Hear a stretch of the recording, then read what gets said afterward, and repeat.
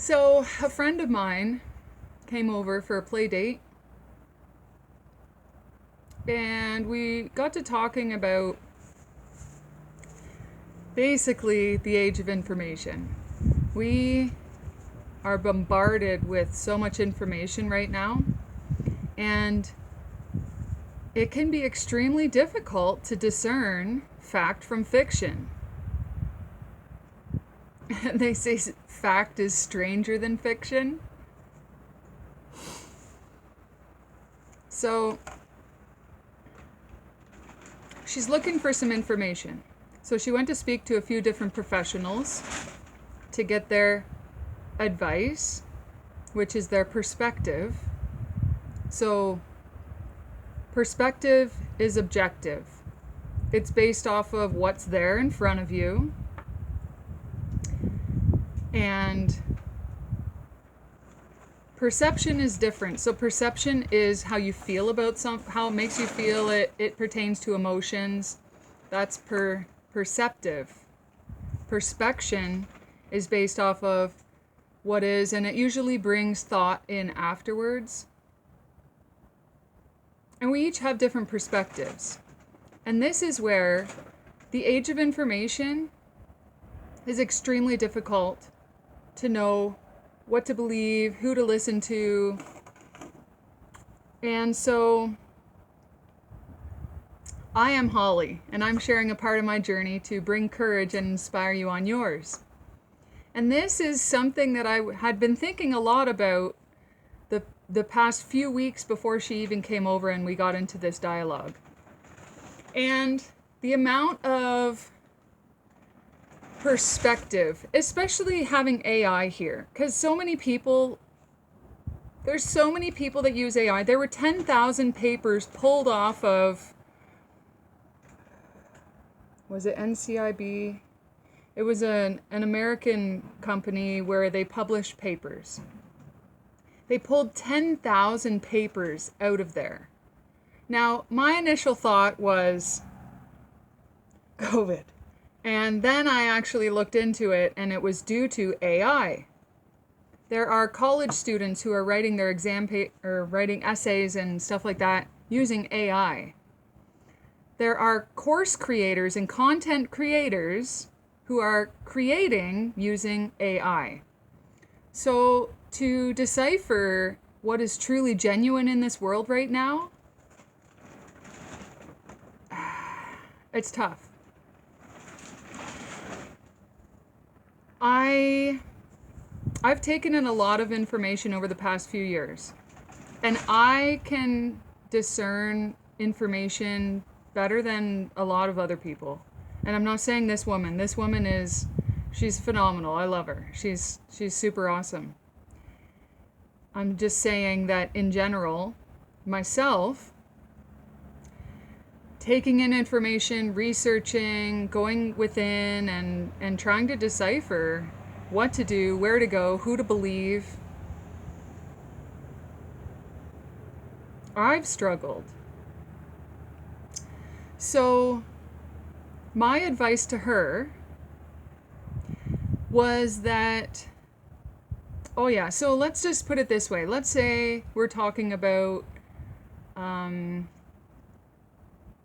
what you want your career to be, and you choose to follow content on these people who say you need to do it this way, you need to do that way, you need, like there's this one guy who he puts up information, but he doesn't give you the link to actually get the information. What he does is he puts up breadcrumbs, and he makes you interact in the post rather than being able to download the link.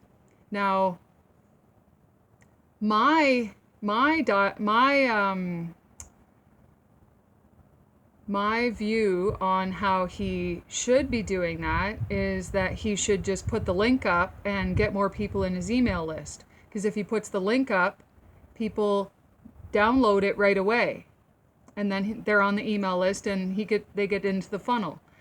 So his perspective is he wants more engagement. And the thing about his perspective is that he lost me. And I'm a quality lead. And I chose not to go any further with trying to get his information because he wants to lead me on prior to fully engaging with me. He just wants me to like and comment and share on his post. Now this is where perspective comes in, because as a collective energy, we have pockets, right? There's pockets of people who think the same way, who act the same way, and clearly I don't fit into his pocket, and that's okay. When it comes to health, I looked at going vegan 12 years ago, and I started to go vegan. And my last piece of bacon was so disgusting, I didn't even want to eat it. Chicken disgusted me. Like, there's different things. And I, with my connection to the animals, that's the reason why I wanted to do it. It wasn't because of what anybody else said. It was the connection to the animals and knowing how a lot of these animals are treated, and the energy that they live with ends up going into us. And plus, it's not living food. And so I started to go vegan, and I started to get lightheaded because I didn't know how to do it. And even reading up on how certain people say how to do it, it didn't work for me. So I became pescatarian. So I would have fish. And it seems to work for me having the diet of a bear. The bear being one of my spirit guides. So that works for me. I even bought the book, Eat Right for Your Type. I even looked at it. I looked at that. I looked at somebody else's Eat Right for Your Type. Completely different. Like, it just... So, paleo, keto. It's one person's perspective. It's what's worked for them. So when my friend asked my advice on what I felt or what I thought that she should do going forward, because I've already given her a few things to do first, and she's in a place where she really needs to make a decision. And to make a decision, we usually look outside of us. And my advice to her was that she knows the answer. She already, inside, she knows what she needs to do. She just hasn't listened yet. So, this is where you need to cancel out all this noise and stop the consumption. Because this consumption and the social media and everything else going on right now, whatever they've got in the news, I don't even watch that anymore. I've seen a couple things, and it's just the people that have not woken up yet to the facts around them. It dumbfounds me. It's really dumbfounding. And so I told her a little story, and I've shared this before, and you may not have seen that video before. So I'll share this story again. So, what was this, 2 years ago? Might have been 2 years ago. 3 years ago? Anyways, sometime in the past few years. I was tired of living in the camper. I had been through some pretty shitty situations prior to that, the past year or two before that, and I found a house. It was a 4-bedroom house. It was awesome, and we moved in, and that ended up being traumatizing as well. And during that time, we were only there maybe 3 months before SHTF. And what happened was I was unpacking and cleaning, and my child was across the street playing with friends, because we had friends right there. It was awesome. There was kids down the street, kids across the street, like Everyone played outside. It was awesome. And so I'm unpacking and I hear yelling and screaming. And I was like, oh my God, like what's happening now? And I look out the bathroom window and here's this guy, my landlord, yelling at this old man. He like this old guy must have been at least 70 something. And he's parked on the side of the road, basically right at the end of his driveway. He had a unit below me, which it was a corner lot. So I'm here and he's here. And so the car's parked and then my landlord's car is in the driveway and there's this old guy on the side of the road yelling. And I see his bag of tools there. So my landlord was an electrician and he worked up in the Yukon. And what happens where we were trying to live is that everybody puts free stuff on the side of the road. Almost every single day you can find free stuff on the side of the road. And my landlord was cleaning out his car and he put his Cooney tools, his tool bag, right beside his car, which was right on the curb because he was at the end of the driveway. And so this old guy drives by and thinks that he just scored big, that he just found a whole shit ton of tools. And my landlord, of course, he has a bit of an anger issue and was screaming at this guy. Well, this guy barely spoke English. He couldn't even understand what my landlord was yelling at him. And so my landlord took the tools out of his car, out of the guy's car. And I go downstairs and I try and cool him off a little bit. I was like, what just happened? And he's like, oh, fucking guy. And I was like, oh, what should you have done differently?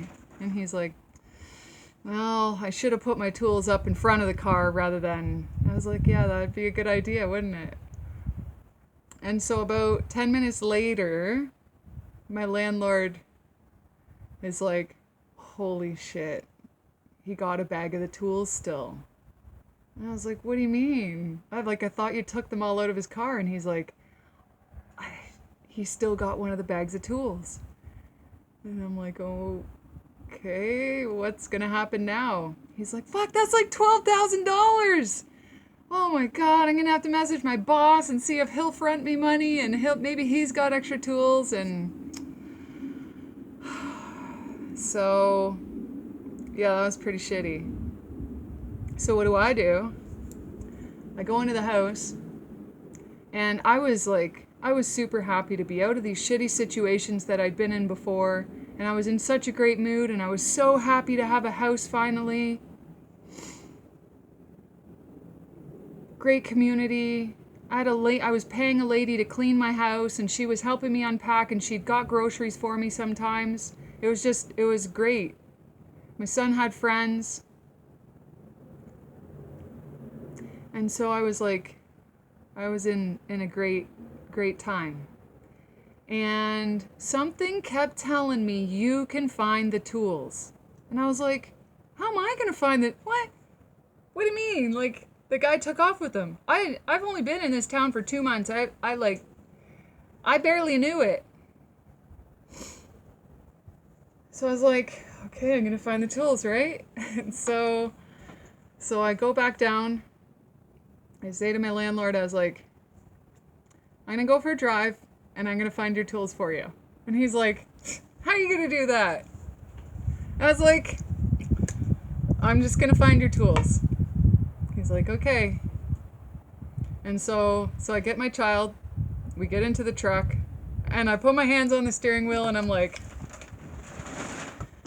okay, Spirit. I was like, I don't know what I'm doing here. I don't know where I'm going. You're going to have to guide me, like.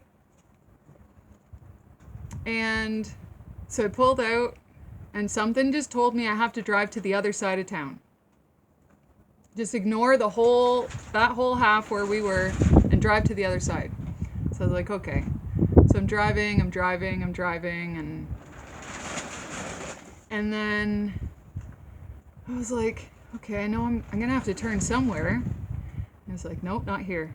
Nope, not here. And it was almost like just a knowing. It wasn't like how these people say, oh, I hear this, I hear that. It was not like somebody talking to me. It was almost like my inner knowing that I knew what I was supposed to do. And so it's like, not here, not here. Next, turn right. So it's like, okay. So I turned right at this next street. I was like, now where? What am I doing here? And so I go, not here. Okay, turn left.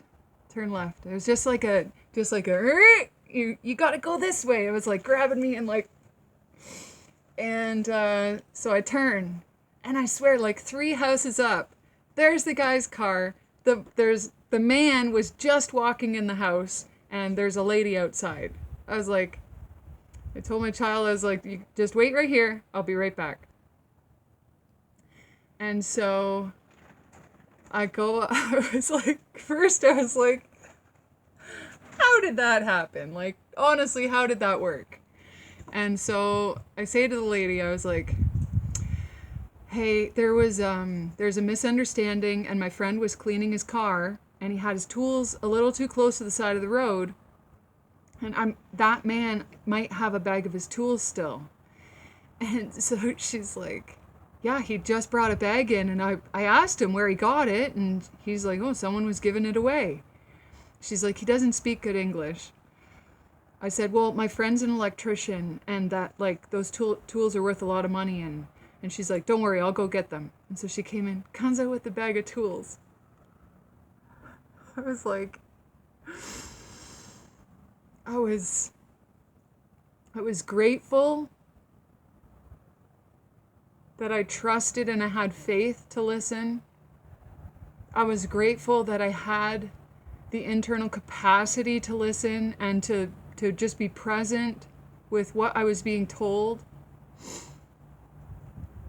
I was dumbfounded. I was like truly flabbergasted. Like, if that can work for that, how can that work for everything else?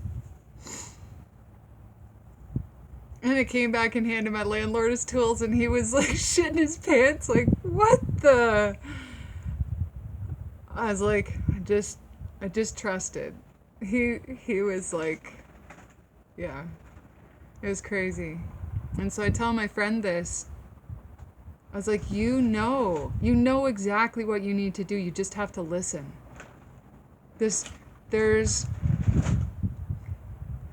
We're living here.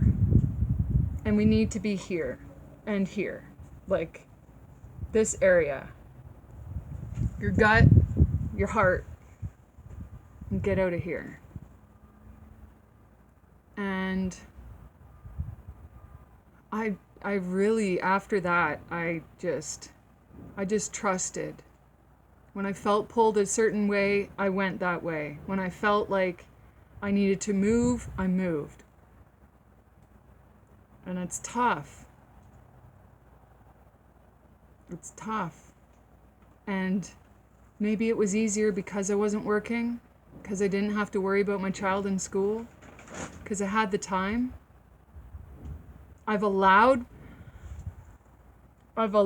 myself the time. I stopped worrying about money. I stopped worrying about where I'm going to live. I stopped worrying about how my child's education's going to be. You talk to him, he knows, like, super intelligent. You don't need school. You learn everything you need to learn. And we focus where he's interested. And that still includes math and reading and, But to truly regain your focus on you, your internal. Stop worrying about the external and the outside and how am I going to pay my next bill. My career was stolen from me. My properties were stolen from me. Like, I literally had to walk away from everything.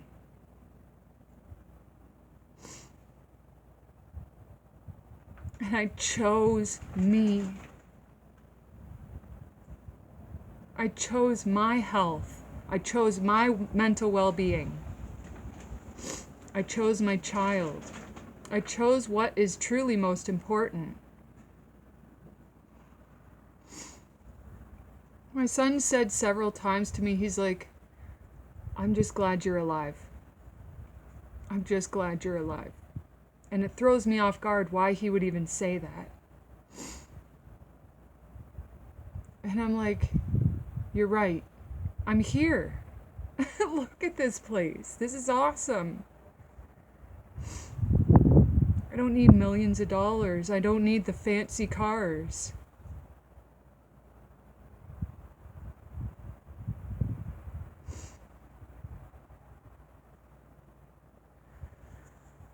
I swear I cry in like every video anymore.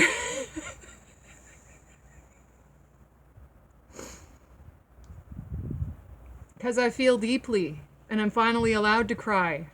I don't have people telling me, oh, don't cry, you shouldn't feel that way. Neglecting who I am. Never again.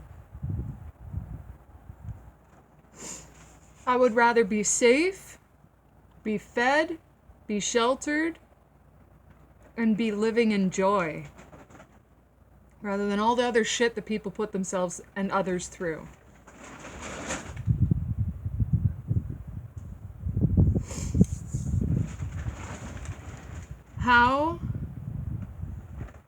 How could you ever hear your own internal guidance when you fill yourself constantly with the distractions? That's a trauma adaptation. When you can't sit alone, when you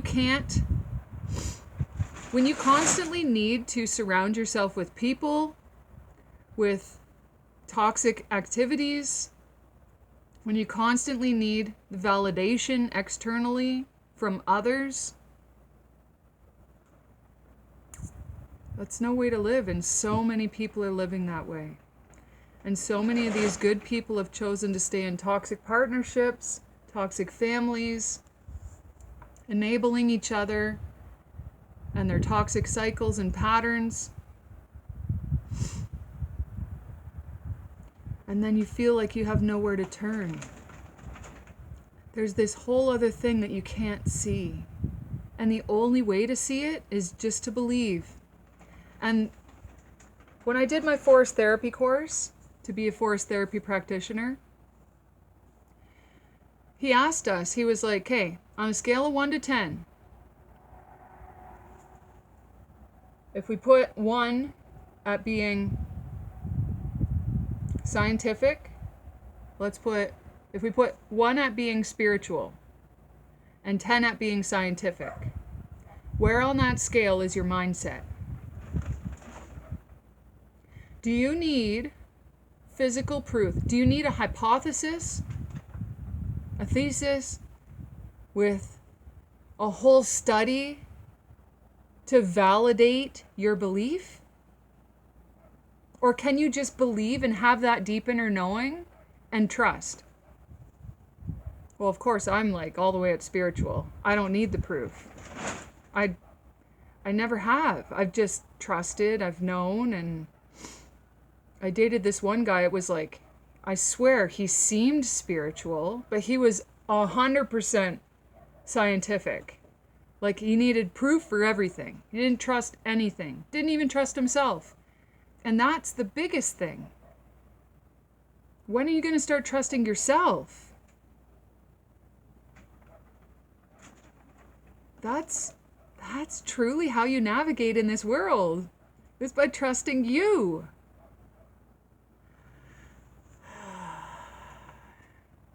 Look at this.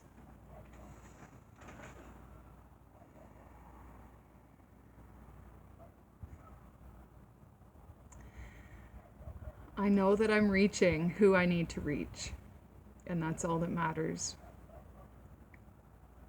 I hope you truly open the eyes and ears of your heart to receive my messages, and know that you are all you need. And when you put the self-love and the time into you, then you align with those who support you, who genuinely, truly have love for you. You gotta have faith. You gotta trust.